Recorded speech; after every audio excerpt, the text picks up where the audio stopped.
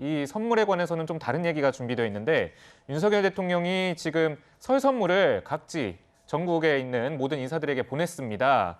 근데 이 사람에게 지금 보시는 것처럼 보시는 세트가 바로 설 선물 세트인데요. 여러 김도 있고 황태채도 있고 다양한 건어물이 좀 담겨 있는 모습을 볼 수 있습니다. 윤석열 대통령 그런데 이 선물 이재명 민주당 대표에게도 보냈습니다. 그래서 이재명 민주당 대표는 예상치 못한 선물을 받아서 마음이 넉넉해진다. 대통령께서도 새해 복 많이 받으시라고 이렇게 전했는데요. 장현주 위원장님 어떻게 보셨습니까? 사실 대통령이 야당 대표에게 또 설 선물을 보내고 그거에 대해서 야당 대표가 저렇게 또 화답하는 모습은 또 오랜만에 우리가 좀 여야 간의 그런 어떤 정치권 갈등이 항상 극심한 대치만 있다는 뉴스만 보다가 저런 모습은 좀 훈훈한 모습이 아닌가라는 생각이 듭니다. 그런데 저런 이제 이재명 대표의 SNS 글에 대해서 또 비판하는 또 여론들도 있더라고요. 그런데 또 저는 그 부분은 좀 과한 정치 공세로 생각이 드는데 대통령한테 고맙다, 선물 받았으니까 마음이 넉넉해진다라는 저런 훈훈한 메시지를 가지고 또 정치 공격을 할 게 무엇이 있는지는 잘 모르겠지만 결국에는 이재명 대표를 향한 사법 리스크 어떤 프레임 공격인 것 같습니다. 결국 이재명 대표가 사법 리스크가 있으니까 무엇을 하더라도 다 사법 리스크로 귀결된다라는 이제 프레임인 것인데요.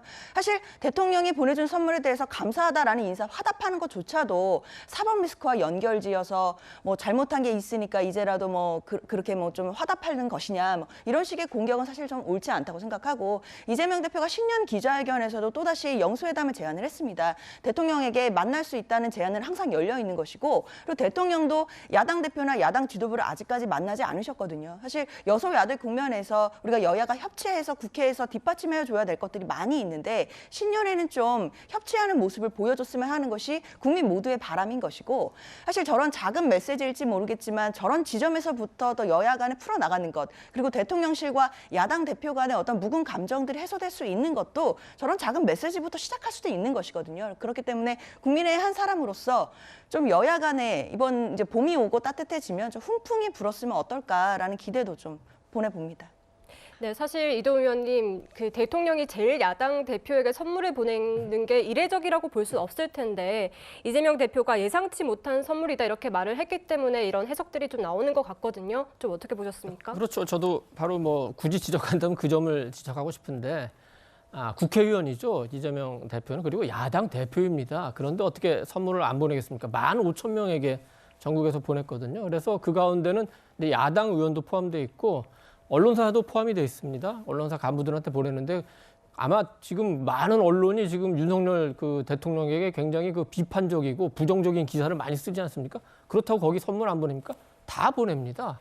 그리고 그 이제 저 유공자들이라든지 뭐 유가족들, 사회배려계층 이런 분들도 뭐 굳이 뭐 여야를 따지지 않겠습니다만 거기에도 또 이재명 대표 지지자도 있고 윤석열 대표를 비판하는 분들도 있어요. 그렇지만 그분들에게도 다 선물 보내는 겁니다. 어쨌든 이재명 대표의 이 메시지는 그 이전의 메시지와는 좀 달라요. 의례적인 인사라 하더라도 우리 장현주 변호사가 말씀하신 것처럼 조금은 받아들일 필요가 있고 물론 이제 일부에서는 특히 이제 여당에서 보는 것처럼 검찰의 수사가 조여오니까 조금은 그걸 누그러뜨리려 하는 의도가 있지 않냐 이렇게 얘기하는데 또 설사 그런 의도가 있다 하더라도 그게 뭐 의도대로 될지는 의문 아니겠습니까?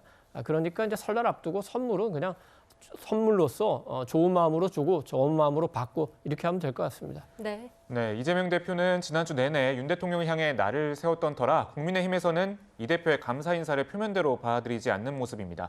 그 목소리 듣고 오시겠습니다. 거짓말과 조폭, 불법과 비리로 가득 찬 과거가 이재명 대표의 말에 신뢰를 잃게 합니다. 대통령의 설 선물을 두고 한 이 대표의 메시지가 순수하게 들리지 않는 이유 또한 그동안 이 대표의 말에 신뢰가 생기지 않았기 때문입니다. 네, 소장님 이렇게 또 선물을 두고도 여야가 싸우는 모습이 조금 안타까운데 또 한편 이 윤 대통령의 선물이 중고거래 마켓에 또 올라오기도 했습니다. 저도 그 기사를 봤는데 뭐 두 가지 중에 하나 아닌가. 받기 싫은 선물이었나 또는 그만큼 돈이 급했나 뭐 이런 생각을 해보는데 선물을 한 사람의 어떤 마음을 받는다면 이걸 그냥 쓰는 것이 맞는 것 아닌가라는 생각이 들고요. 또 뭐 본인이 받아서 또 불필요하다 생각하면 저렇게 이제 다른 사람에게 팔 수도 있는 문제죠. 그런데 지금 오자마자 바로 받은 사람이 판다 그러니까 이제 뉴스가 되는 것 같아요. 네. 그래서 이런 부분들은 마음으로 좀 명절 때는 좀 순수한 마음으로 좀 받는 그런 장면이 있어야지 말을 어떻게 하든 선물을 가든 다 이런 것들을 정치적으로 또는 상대를 적대적 감정으로 이렇게 해석을 해버리면 명절의 의미가 전혀 퇴색이 되는 거죠. 네. 네, 알겠습니다. 지금까지 윤석열 대통령의 순방과 설 선물과 관련된 논란을 좀 짚어봤습니다.